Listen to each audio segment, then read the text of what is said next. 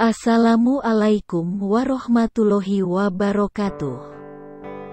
Nama Idris berasal dari kata darasa, yang berarti belajar. Sebab, Nabi Idris dikenal sebagai sosok yang sangat senang belajar dan suka mengkaji fenomena alam semesta.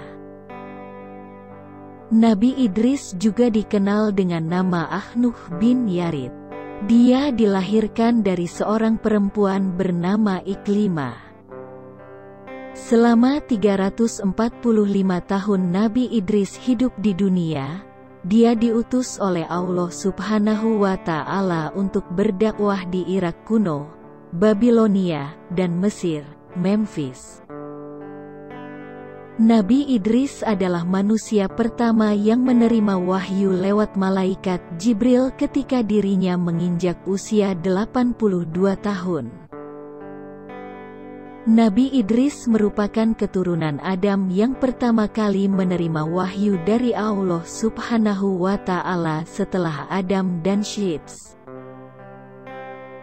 Nabi Idris diutus oleh Allah SWT untuk menyebarkan agama di Babilonia, Irak kuno.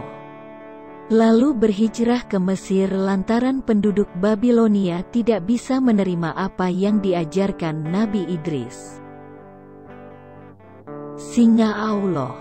Bahkan, Allah memberinya gelar Asadul Usud, karena tidak pernah berputus asa ketika Allah memerintahkannya untuk menyebarkan agama.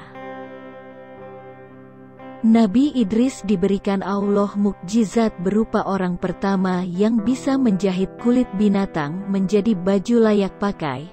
Nabi Idris juga dikenal sebagai manusia pertama yang bisa menulis menggunakan pena.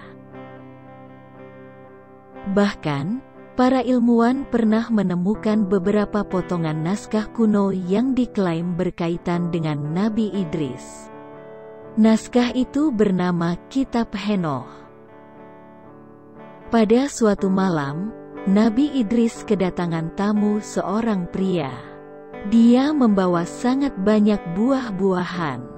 Nabi Idris tidak sadar, pria tersebut adalah malaikat Israel yang menyamar. Lalu Nabi Idris membuat satu permintaan. Dia ingin malaikat Israel mencabut nyawanya, kemudian menghidupkannya kembali. Nabi Idris penasaran dengan rasa sakratul maut yang sangat dahsyat sakitnya. Namun, permintaan itu tidak segera dituruti oleh malaikat Israel. Sebab, segala hal yang dia lakukan hanya atas perintah Allah. Namun, Allah pada akhirnya mengabulkan permintaan Nabi Idris. Melihat sahabatnya kesakitan sedemikian rupa, malaikat Israel menangis. Setelah mati, Allah menghidupkan kembali Nabi Idris. Nabi Idris lantas menangis sejadi-jadinya. Dia tidak bisa membayangkan apabila manusia-manusia lain mengalami sakaratul maut yang terasa sakit seperti dirinya. Rasanya sungguh dahsyat, tidak bisa diungkapkan dengan kata-kata.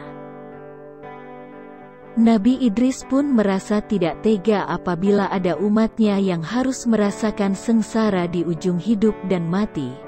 Kemudian atas permintaannya Nabi Idris pun dibawa untuk melihat langsung surga dan neraka. Nabi Idris pun pingsan begitu melihat neraka dan Nabi Idris pun begitu takjub dan terpesona begitu melihat surga dan Nabi Idris pun tidak mau kembali setelah mencoba masuk surga karena kenikmatannya. Mengenai makam Nabi Idris terletak di mana sampai saat ini belum ada riwayat yang pasti dalam menjelaskannya. Namun menurut sebagian ulama Nabi Idris wafat dicabut nyawanya di langit keempat. Sebagian ulama berpendapat bahwa Nabi Idris sampai sekarang masih hidup, karena pada saat Nabi Idris dibawa ke surga beliau enggan untuk kembali karena merasakan kenikmatan yang luar biasa di surga. Assalamualaikum warahmatullahi wabarakatuh.